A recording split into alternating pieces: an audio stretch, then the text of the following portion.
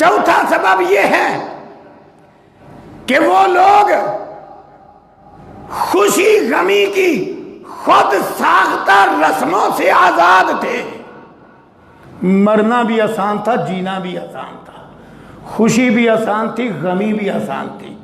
آج ایک شادی اور 15 دن کھیکھن ختم نہیں ہوتے، فرصت کہاں سے نکلے ہیں؟ اب تو حالات اتنے عجیب ہو گئے ہیں، نسبت منگنی باقی تقریبات تو علیحدہ ہیں، صرف جب دیکھنے کا سلسلہ شروع ہوتا ہے نا تو اس وقت ہی گھر کی ٹیپ ٹاپ شروع ہو جاتی ہے کہ اب بچی بچہ جوان ہے تو دیکھنے والے آئیں گے، لہذا سنوار لو۔ اب تو دیکھنے دکھلانے کے بڑے کھیکن ہیں، بڑی رسمیں ہیں اور بڑے بڑے انداز ہیں۔ پھر لمبی چوڑی منگنی کے تکلفات، پھر جناب دن طے کرنے کی تقریبات، تاکہ اگر بچی والا اور بچے والا دونوں ساتھ ساتھ رہتے ہیں، دیوار ہی کٹھی ہے، تب بھی دن طے کرنے کی تقریب میں 200 بندہ جمع ہے۔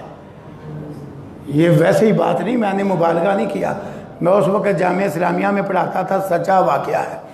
گلی میں ایک گھر کے سربراہ نے مجھے دعوت دی کہ آج آپ نے عشاء کے بعد کھانا ہمارے گھر کھانا ہے، تمام اساتذہ نے کھانا ہے۔ وہ پہلے بھی اساتذہ کی دعوت کرتے تھے، ہم نے سمجھا اسی طرح کی دعوت ہے، ہم چلے گئے۔ لیکن آج ماحول عجیب تھا، بہت بڑی چھت اور اوپر ٹینٹ لگائے گئے، کوئی 150-200 افراد کا انتظام، رنگ برنگے کھانے شروع ہو گئے۔ سمجھ نہ آئے کہ نہ نکاح ہوا ہے، نہ کوئی ولیمے کی تقریب محسوس ہو رہی ہے، یہ اتنا بڑا اکٹھ کیا ہے؟ بہرحال کھانا کھا لیا۔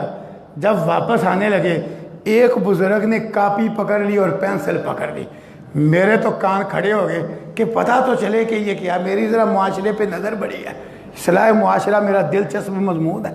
کان کھڑے ہو گئے کہ یہ کیا ہونے لگا ہے۔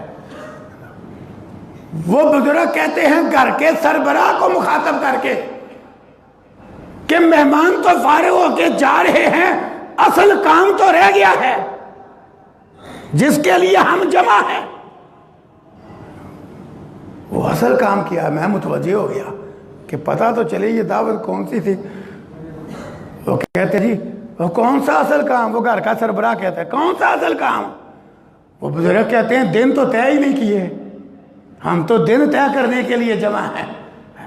تو وہ گھر کا سربراہ اس بزرگ سے کاپی پینسل چھین کے اس کے مزاج کے ساتھ سر پہ مارتا ہے اور ساتھ کہتا ہے لو یہ میرا گھر ہے، میرا بیٹا ہے، ساتھ والا میرے بھائی کا گھر ہے، اس کی بیٹی ہے، اور دن تو طے ہی طے ہے، یہ تو ہم نے رسم پوری کی ہے۔ انا للہ و انا الیہ راجعون۔ 150-200 افراد، 7-8 قسم کے کھانے، اور دن تو طے ہی طے ہے، یہ تو ہم نے رسم پوری کی ہے۔ بتلاؤ برکت کہاں سے آئے؟ اتنی رسمیں، اتنے رواج۔ یہی حال مرنے کی رسموں کا ہو گیا۔ ڈنگا شہر میں ہمارے دوست نے واقعہ سنایا، وفات پہ گیا، جب جنازے سے فارغ ہوئے، وہ جن کا مرنا ہوا تھا وہ کہتے ہیں وہ ٹینٹ لگے ہوئے ہیں وہاں پہنچ جاؤ۔